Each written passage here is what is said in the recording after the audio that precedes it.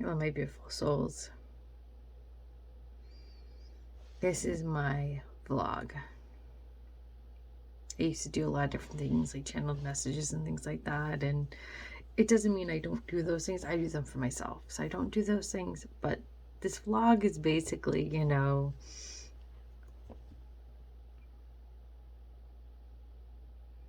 place where I can reflect.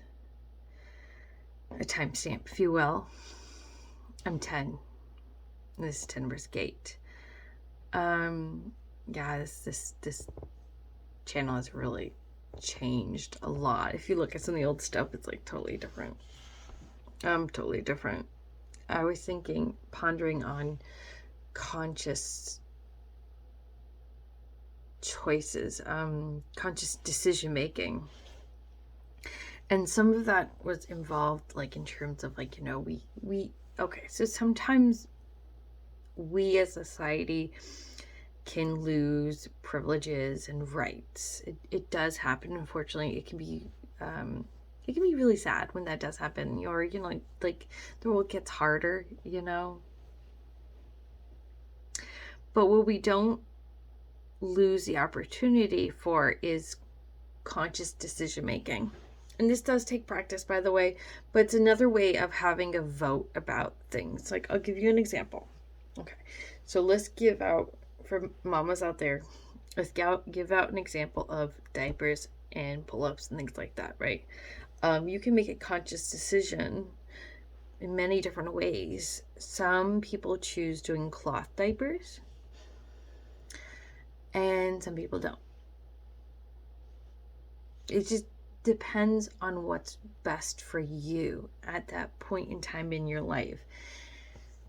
And we also do make other conscious choices when we actually, ask ourselves questions, when we actually ask ourselves how I feel about something, what do I want?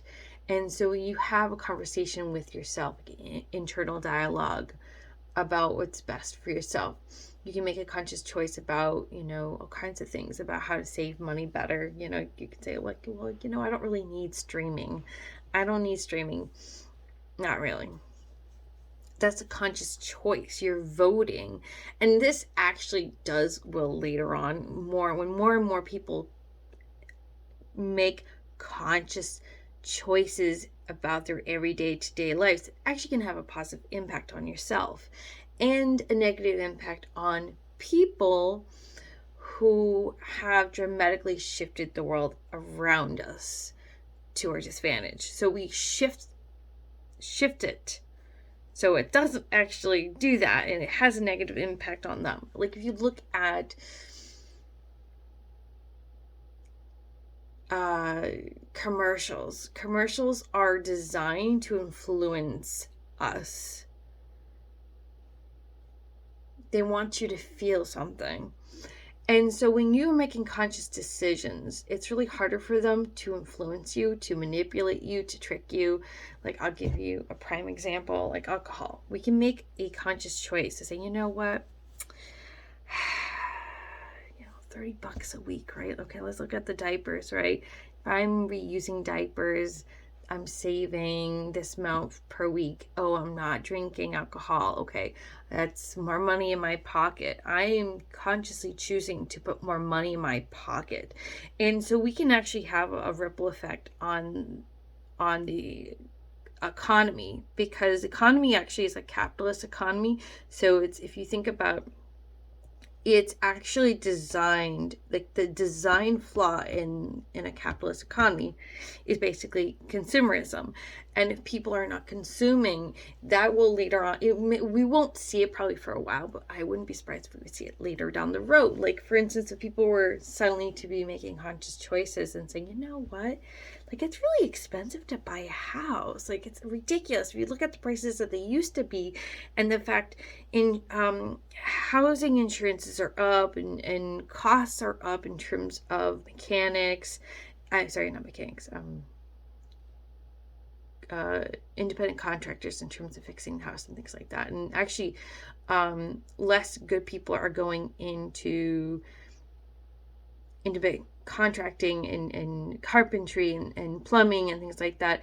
And there's a lot more scam artists out there nowadays. So why would I want to invest my money in a bad investment right now? Right now, it's not a really good time period to invest in a house, because not only are the costs not matching the value of the house, but the cost is not matching the value of the quality of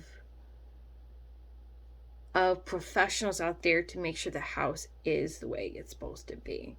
Sometimes flippers will flip a house too quickly and they'll do weird stuff in the house, and you can have some problems in a house, like maybe they didn't put insulation in the house and it's colder than it should be, so you're losing a lot of money on heat.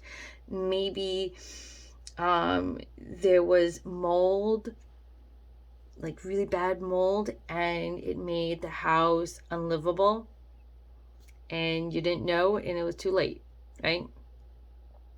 So conscious decision making is being aware of the facts and taking time to absorb and process and just marinate on a lot of different things and making better choices based on what's best for yourself. Because I mean, for myself, I know, like, I've been marinating on a couple of different choices, thinking about how there are some people who are talking about how, like, kids used to be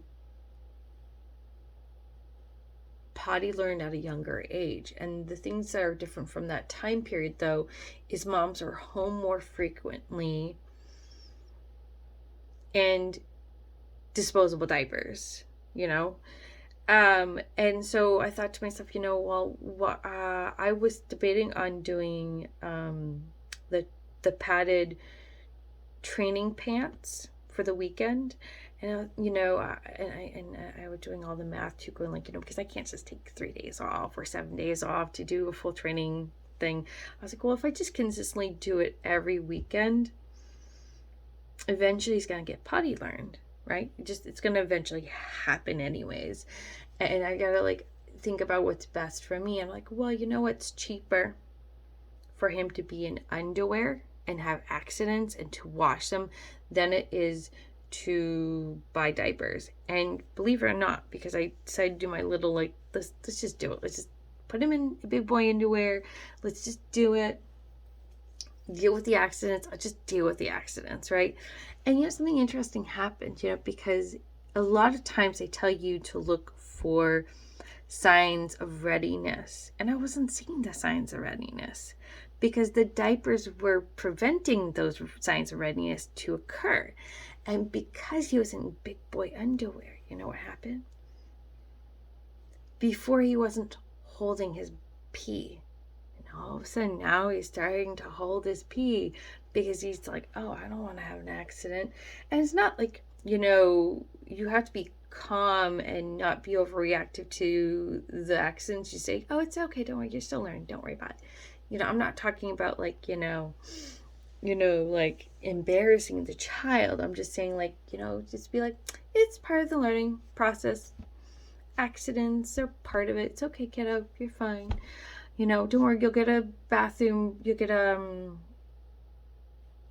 break. We'll put you in a diaper so you can have a break from this. But so I've been doing all this conscious thinking about my process for potty learning, because, by the way, I've actually, I'm a professional nanny. So actually, this isn't my rodeo. I know. I've done this before.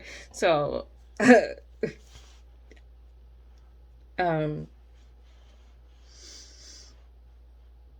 so I was like, well, I know how to do this, so I'll do it. Now that I have my brain working. And so, I'm sorry if I'm rambling, but conscious decision making involves various different aspects of our lives. We have to talk to ourselves. We have to have a dialogue with the self and knowing of the self and actually feeling our emotions, no matter how dark they may be. Like, I'm sorry, but it's true. And that's why it's okay to be, to have a tough time right now with what's going on around in this world. It's why, we do actually need to make conscious decisions more than ever. Because if we feel like we're losing our rights, if we're feeling like we're losing privileges that we fought for as women, or as a whole, like in society, if you're a minority group, you can ask yourself, well, this is a capitalist society, right? If I want to take myself out of the equation, or not take myself out of the equation, if I want to have a direct impact in my society, how do I go about that? And so some people are actually making conscious decisions about not having children. 1.6 average per woman. I say this a lot. I hear it a lot from other people. And some people are choosing to make a car last longer. Some people are choosing to make a phone last longer. Some people are not buying new clothes, or they're making their clothes last longer. The capitalist society that we live in must have consumers. So if they're not going to listen to us about what we're saying, what we're talking about affordability, you can make a conscious choice about where your money goes. Because no matter what they tell you, and they're going to try to brainwash you through ads and things like that. They're going to try to make you scared by making you think stupid with fear. Like they're going to have these fear campaigns. But whatever you do, do your best to somehow 1, 2, 3, 4, 5, 6, 7, 8, 9, 10 chanting, grounding with a cold frozen orange, or smelling essential oils, walking, whatever you do to stay sane and come back to center and have that brain calm. They can't control you if you're not scared. They can't control you if you're making conscious choices. You have a vote. You do. And I know that's because I think we have a good reason right now, more than ever, to be really angry and frustrated with everything that's going on. Like, I made a conscious choice, like, whether I like it or not, as I'm a woman, I've come to terms that I'm probably never going to have another kid. And I'm making a conscious choice about that because it's my vote, it's my body, it's my money, because I don't feel like going into debt in the hospitals with medical bills. I don't feel like doing that again. I'm done with that bullshit. I don't feel like paying more for childcare, okay? And I don't feel like buying more clothing I don't want to do it for more than one kid. Don't feel like doing it. I'm making a lot of conscious choices about not buying myself stuff, right? Actively.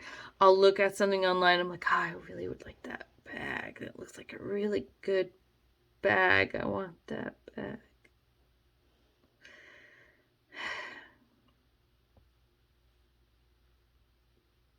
And just recently I've been realizing, I need to make an active choice every single day in staying calm.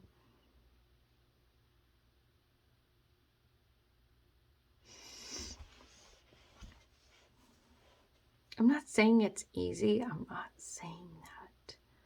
No, I know a lot of people would say easier said than done. I used to work in the mental health field, so I heard that a lot when I would convey concepts and strategies in dealing with emotional pain and struggle.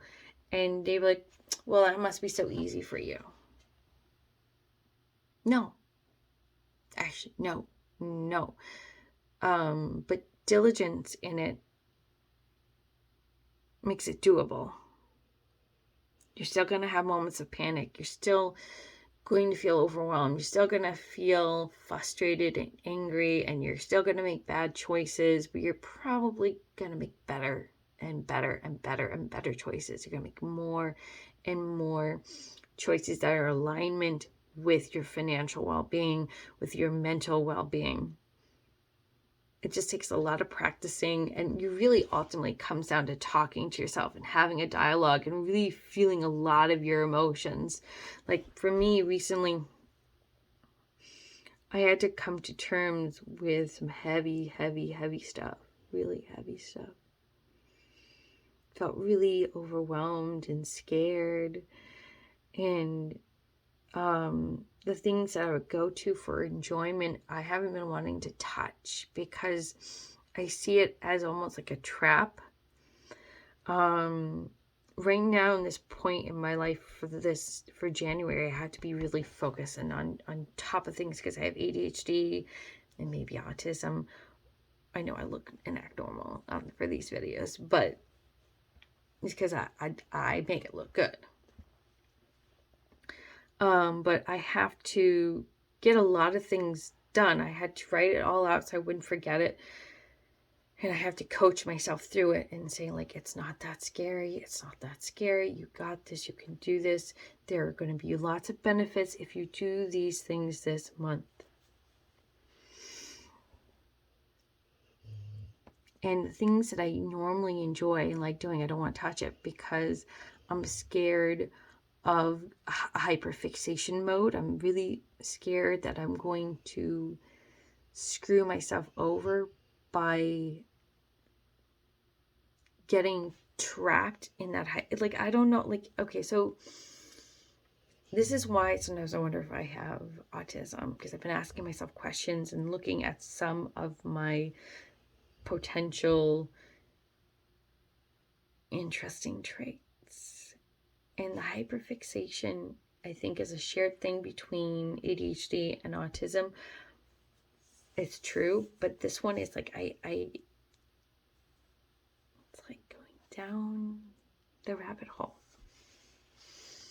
And I could stay up really late, and I mean, this is not late, it looks like, but it's just, there's like a lot of stuff I have to talk to myself and ask myself questions and understand myself better.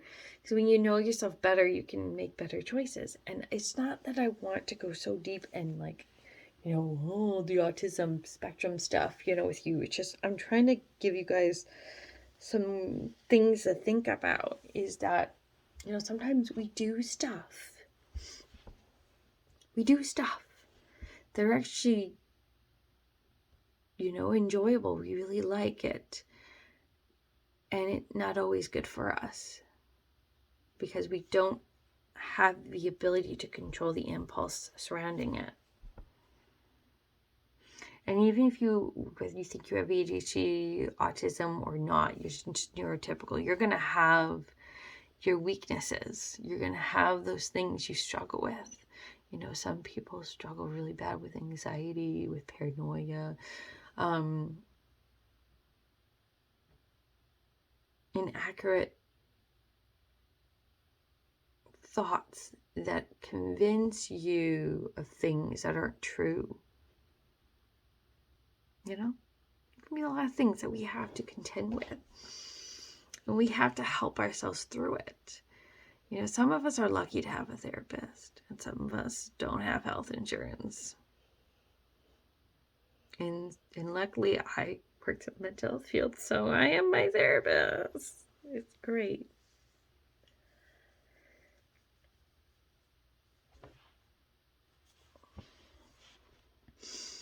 But conscious living means honesty. It means even when you're scared, you're brave, you're willing to fully feel it.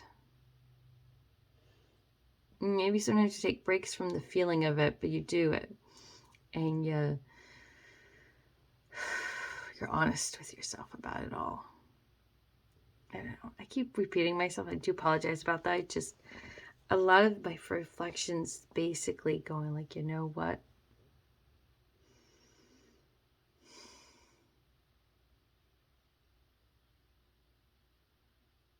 Did I ever really know myself?